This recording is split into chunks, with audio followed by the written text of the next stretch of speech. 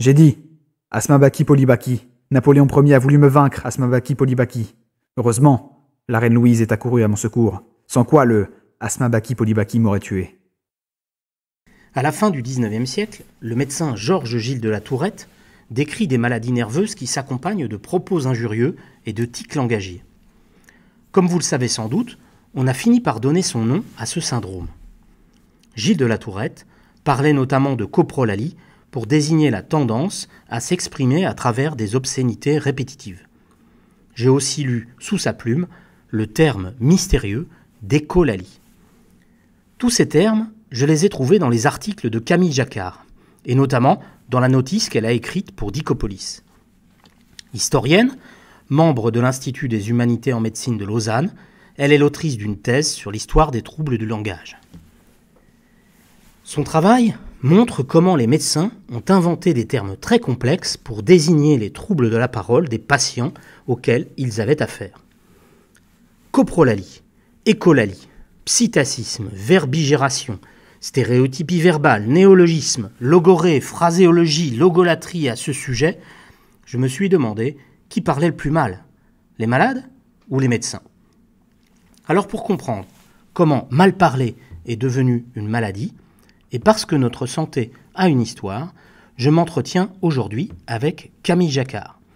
Je suis Hervé Guillemin et vous écoutez un nouvel épisode de Piqûre de rappel, le podcast de Dicopolis. Du corps social, comme la lèpre, une maladie du corps humain. COVID-19 can be characterized as a pandemic. Nous sommes en guerre. Il est complètement fou, ce mec.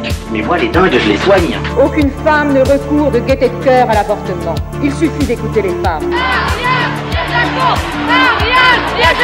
Je suis pas du tout autiste. Le sida, une maladie que craignent avant tout les homosexuels, les toxicomanes, les hémophiles. Mon docteur, vous avez mis un peu de LSD dans de l'eau, là? Vous êtes fou, mon petit.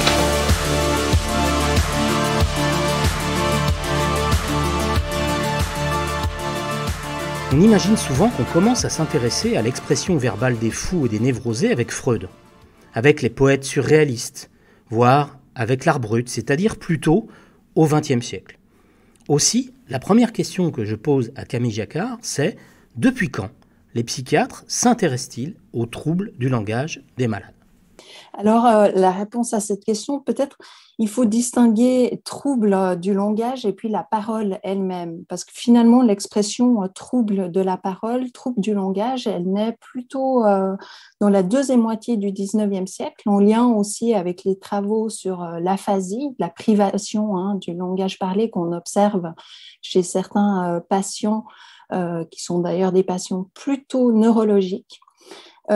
Mais du point de vue de l'aliénisme, de l'approche médicale de la folie, des débuts de la psychiatrie, eh bien, la parole est omniprésente, en fait. Parce que le traitement moral, qui était la méthode employée dès le début du XIXe siècle pour traiter, soigner les fous, accordait une grande part à l'échange verbal avec les sujets. Et donc, du coup, la parole est évidemment au centre de cet échange. Mais ce n'est pas la parole troublée qui, au début du XIXe siècle, intéresse les médecins. Il faut vraiment attendre, disons, le milieu du XIXe siècle pour voir des études spécifiquement consacrées aux altérations de la parole émerger, paraître dans des revues médicales. Et c'est plutôt en Allemagne, justement, qu'on observe dans les années 50 une série d'articles qui parlent des altérations de la parole chez les fous, chez les malades mentaux, qu'on s'intéresse aussi au néologisme, au changement et que se développe une symptomatologie, on pourrait dire, de la parole. Il y a un travail qui paraît en 1892, signé par Segla, qui vraiment constitue une somme dans le domaine, donc ces troubles de la parole chez les aliénés, qui vraiment recense toute une série de remarques, observations, classifications aussi, faites par toute une série de collègues en France et aussi à l'étranger, et qui constituent comme ça une sorte de répertoire très utile aussi pour le clinicien. Dans le Paris des années 1880-1900, la famille Cottard, une famille de médecins, s'intéresse particulièrement à ces phénomènes. Et on imagine bien les discussions le dimanche en famille. Camille Jacquard évoque leur histoire, notamment celle de Jules Cottard, né en 1878 et mort très jeune, à l'âge de 32 ans, avant la Grande Guerre. Jules Cottard, c'est le fils de Lucien Cottard, qui lui est un aliéniste plus célèbre, qui a même donné son nom à un syndrome. Par contre, Jules Cottard, eh bien, il est mort effectivement très, très jeune, une année après sa thèse, qui précisément portait sur les troubles de la parole. Il s'est intéressé en particulier à la sémiologie du psittacisme et à ses divers aspects en clinique psychiatrique. Donc, sa thèse est parue en 1909, mais malheureusement, il n'a pas eu l'occasion d'écrire davantage puisqu'il décède une année après cette publication. Ce jeune médecin, Jules Cottard, devient donc le spécialiste du psittacisme, ce que l'on pourrait appeler le langage du perroquet, dont on espère ne pas être atteint dans ce podcast. Je demande à Camille Jacquard comment on pourrait le définir. Cottard utilise le terme de psittacisme qui tire son origine en fait de la philosophie. Et littéralement, ça signifie langage de perroquet. Psittaci, en latin, sont les perroquets. Et il désigne par ce terme toutes ces répétitions qu'on peut observer dans la clinique psychiatrique de mots comme ça, qui en apparence ne semblent pas signifier quelque chose de raisonnable et de compréhensible pour les interlocuteurs. Et justement, on a retrouvé dans le travail de Cottard une description d'un patient dépeint comme un automate que Simon Peverelli nous interprète. Qui suis-je? Vous êtes Saint Jean-Baptiste. Vous êtes Napoléon Ier. Vous êtes Wilhelm Stock. Vous êtes Monsieur Wilhelm Stock, qui s'est employé contre moi. Je ne veux pas manœuvrer devant le caporal. Il a voulu me tuer, mais il n'y a rien eu. Notre lance a très bien porté. Asma Baki Polybaki. Vous êtes mon ami Jonathan. Qui suis-je? Vous êtes Monsieur Stock. J'ai dit, Asma Baki Polybaki. Napoléon Ier a voulu me vaincre, Asma Baki Polybaki. Heureusement, la reine Louise est accourue à mon secours, sans quoi le Asma Baki Polybaki m'aurait tué. Je ne peux pas souffrir l'excitation. Katwald Trumba. Ici j'ai mes témoins, Katwald Trumba. Je te remercie, cher ange gardien, mon Cater. Toi qui m'as trahi, Cater Julius m'a vaincu, Cater. J'ai travaillé pour le roi et la patrie. Cater. On m'a fait chevalier, Cater. C'est frappant. On a donc désormais des médecins qui citent des insultes et des mots incompréhensibles dans leurs travaux scientifiques. C'est preuve que quelque chose de neuf s'est passé dans le monde savant, n'est-ce pas, Camille Jacquard? Il y avait une forme de censure, en fait, de la part des aliénistes face à ces paroles qui étaient incompréhensibles, d'une part parce qu'elles étaient jugées comme inconvenantes, contraires aux règles de bienséance, incompréhensibles, mais du coup, on n'avait pas de cadre pour les interpréter. Mais à mesure que la grille d'analyse s'affine, qu'on développe des catégories d'analyse et des méthodes aussi pour recueillir cette parole, eh bien, on peut citer des cris, du charabia, des mots incompréhensibles, voire des néologismes, sans avoir le risque de choquer, mais vraiment avec le but de faire science, de récolter un matériel qui a une signification pour le médecin et qui surtout est utile pour le diagnostic. Et cela apparaît clairement, il y a un très bon exemple de ce phénomène-là avec Gilles de la Tourette, parce que lui cite les insultes de cette fameuse marquise d'Dampierre qui disait à ses invités « foutu cochon » pour les inviter à s'asseoir, alors que les personnes qui avaient observé, les médecins qui avaient observé ce genre de phénomène avant lui se gardaient toujours de citer les paroles. Parce que, faute d'un cadre pour les interpréter, les expliquer, les comprendre, ça aurait été jugé inconvenant. On se demande, à écouter l'historienne, s'il y a des limites à cette pathologisation du langage. On sait à quel point la glottophobie peut aujourd'hui toucher des gens qui ont des accents. Je pense à notre actuel Premier ministre. Une fois encore, vous le savez, la France doit affronter les assauts de cette crise sanitaire. Une crise sanitaire qui dure depuis très longtemps, une crise sanitaire qui mute et qui évolue dans des conditions inquiétantes. Mais alors, si on est bègue, si on est patoisant, c'est une maladie aussi ?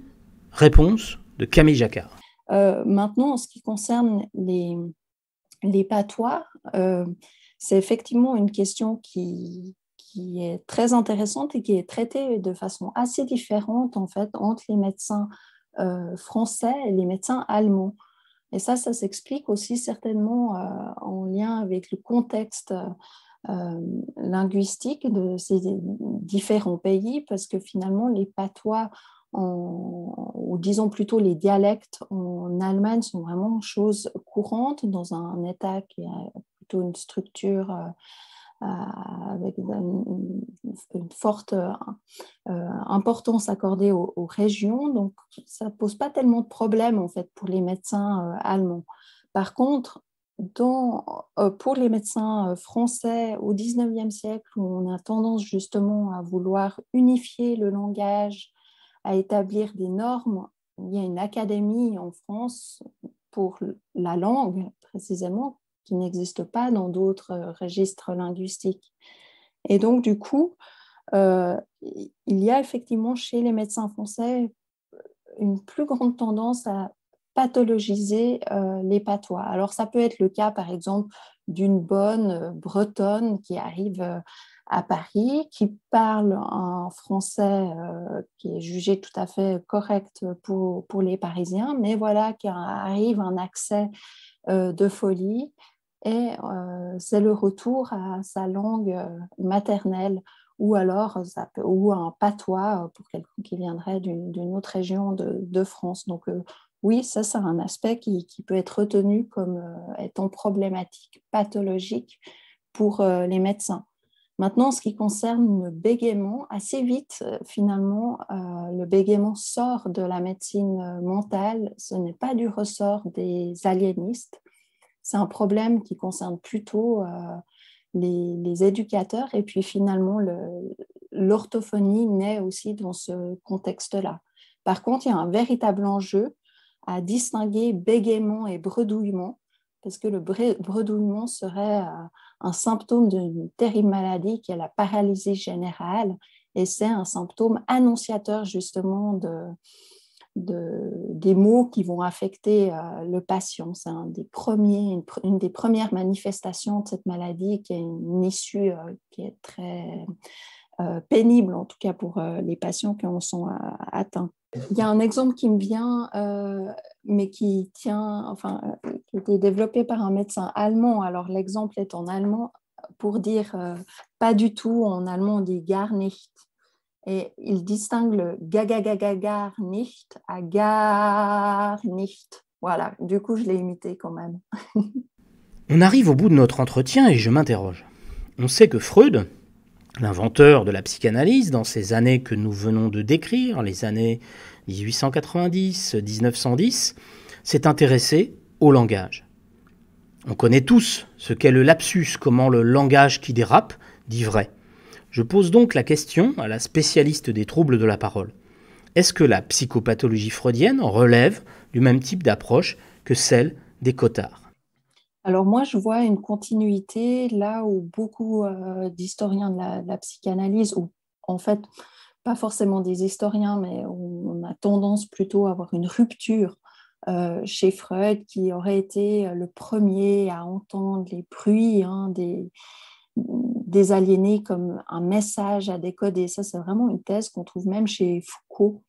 Je crois au contraire que Freud s'inscrit vraiment dans une histoire avec cette idée aussi de la psychopathologie de la vie quotidienne. On en a de nombreux exemples chez des médecins aliénistes du 19e siècle qui justement relatent des cas qui sont d'ailleurs pas forcément pathologiques, mais qui relèvent de la vie quotidienne. Donc cette attention au langage et cette écoute, elle est probablement pas propre à Freud, et cet intérêt pour l'expression des passions. Par contre, évidemment, le sens que lui donne à certaines de ces observations est tout à fait différent dans la sémiologie de la parole que j'ai étudiée. Il n'y a pas du tout cette idée d'inconscient au sens freudien. Je parlais d'automatisme. Alors, il y a un intérêt pour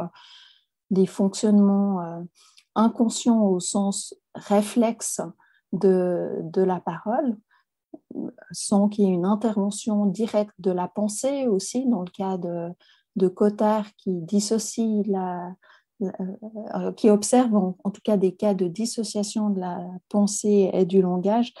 Donc, ce qui est clair, c'est que chez Freud, il y a quand même toute une idée autour de la parole comme expression de l'inconscient qui est différente. Et du coup, le modèle interprétatif est tout autre. Parce que dans le cas de la sémiologie de la parole que moi j'ai étudiée, en fait, la parole a vraiment fonction de symptômes. Il y a certains néologismes que les médecins essayent d'interpréter, mais la simple présence de néologismes fait déjà signe vers la maladie mentale. Voilà, vous savez tout de l'histoire des troubles de la parole. Un grand merci à l'historienne Camille Jacquard pour ses éclairages. Je renvoie, pour ceux qui veulent en savoir plus, à l'article Coprolalie qu'elle a donné à Dicopolis. Je remercie l'équipe du podcast, Simon Peverelli, Thomas Lebouc, Salwan Bendris, et je vous dis à bientôt pour un nouvel épisode de Piqûre de rappel.